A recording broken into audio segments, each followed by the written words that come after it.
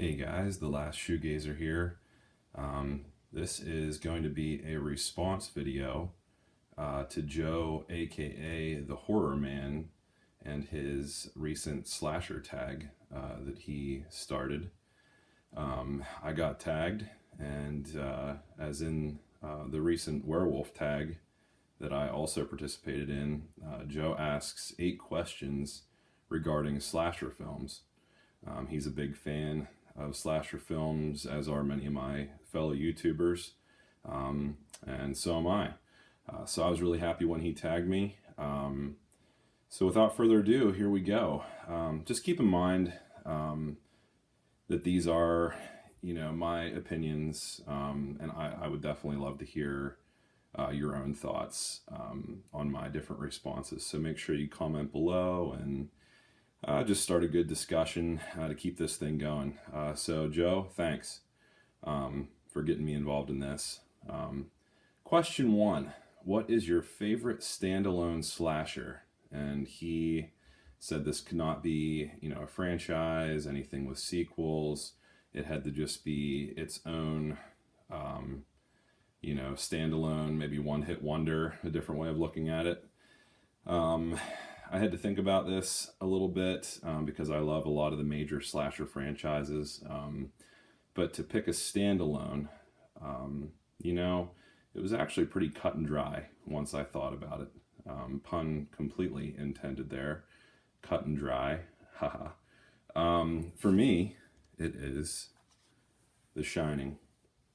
I'm a huge fan of Stanley Kubrick, as I've mentioned before. He's one of my all-time favorite directors. It's a shame that he wasn't able to stick around to make more amazing films. I'm a huge fan of this movie. A lot of his stuff, 2001, A Space Odyssey, Clockwork Orange, just a lot of great films, just iconic in American cinema. So I picked this. To me, it's a slasher. Jack Nicholson's character, Jack, he doesn't wear a mask or anything. It's more of a slow development, a spiral into insanity at the Overlook Hotel. But this just always resonates with me. It's just an iconic role for him. The setting is just so isolating and claustrophobic, and it's not like classic slashers like your Freddy and Jason films where it's just random neighborhood kids or punks or camp counselors. It's his family, which just makes it so much more twisted and almost difficult to watch. And just the backstory there with the previous caretaker murdering his twin girls, and of course he's always been there, so in a way it's kind of him. Without giving things away, I'm thinking most people have seen The Shining if you're a horror fan. But yeah, this is just phenomenal in my mind. Just really great. Number 2, what is your favorite slasher mask or look, overall look? This was a tough one. Freddy, in my opinion, he has an awesome, menacing look. His makeup is just phenomenal. Overall appearance is just really creepy. Michael Myers, he's completely numb, expressionless, and that just makes him even more haunting to me. Leatherface, just very disturbing, sadistic, and almost animalistic. So he's just a brute. And Harry Warden, very a sleek look, very unsettling. But for me, as for many, it's still Jason. I wanted to kind of pick something different here, but the iconic hockey mask that he picks up in part 3, he ditches the sack over his head. it just changed horror forever. You know, it's just a haunting feeling of, you know, what is he feeling behind that mask? You know, what are his expressions? You know, we see that in different ways throughout the series when the mask comes off.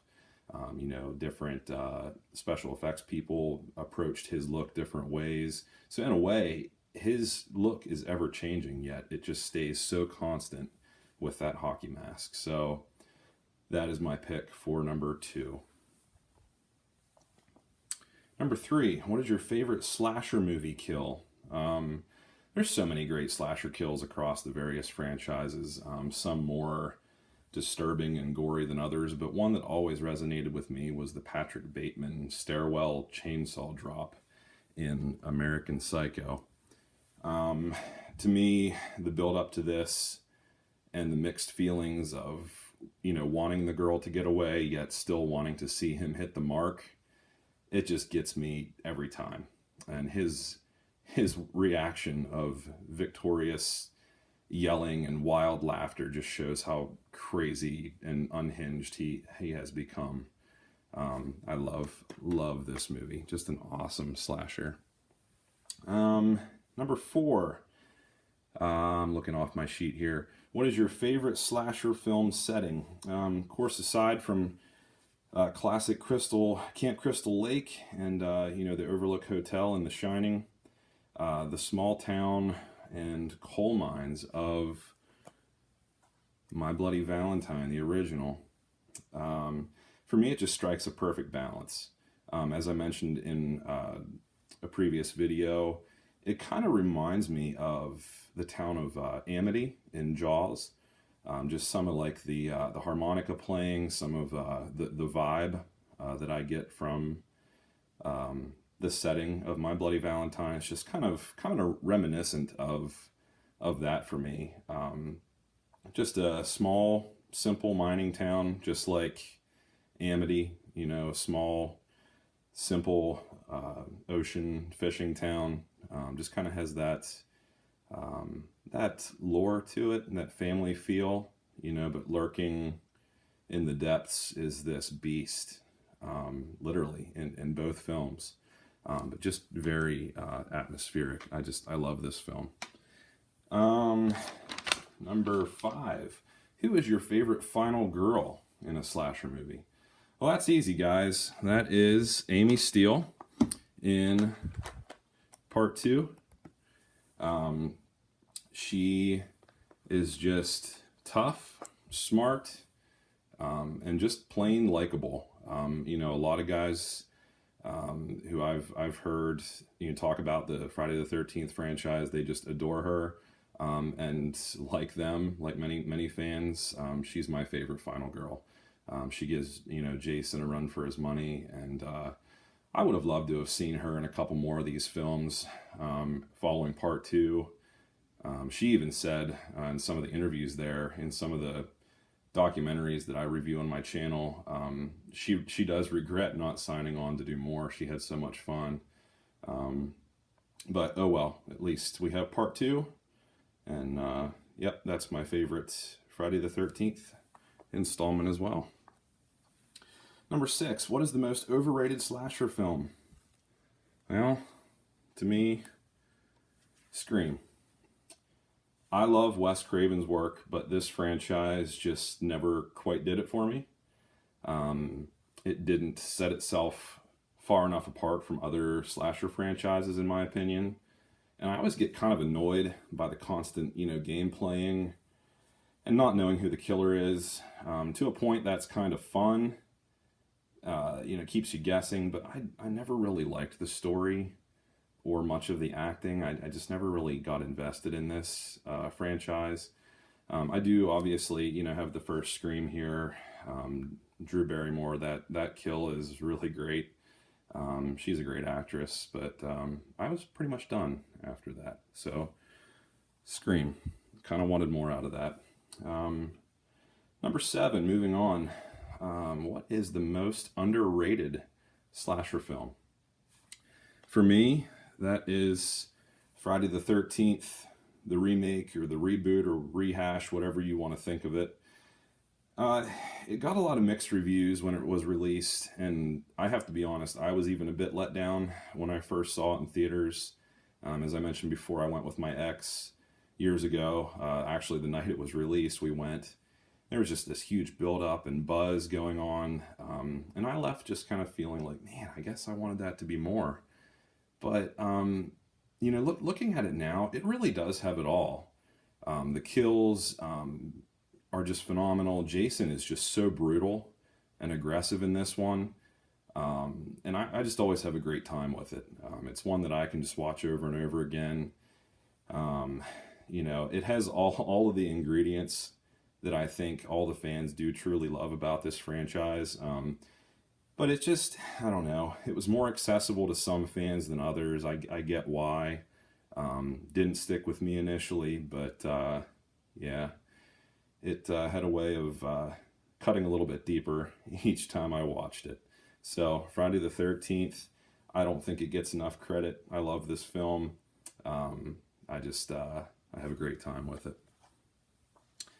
And the next one is number 8, last one. What is your favorite gratuitous scene in a slasher movie? I had to laugh when Joe asked this. I could just picture him like kind of rubbing his hands together and giving a smart ass grin. So yeah, thanks for asking this, Joe, making me feel like a sleazeball. No, I'm joking. If you're watching a slasher movie, you're going to see some nudity. It's a part of it. Get over it. Enjoy it. Whatever you want to do. You know, if it's offensive, don't watch slasher movies. You know, but yeah, you know, enjoy it for what it's worth. In my opinion, some of it kind of adds to it. You know, in the slasher franchises, you know, if people are doing the nasty, you know, that's kind of a giveaway. You're being bad. You're gonna get knocked off. You know, it's kind of the way of it.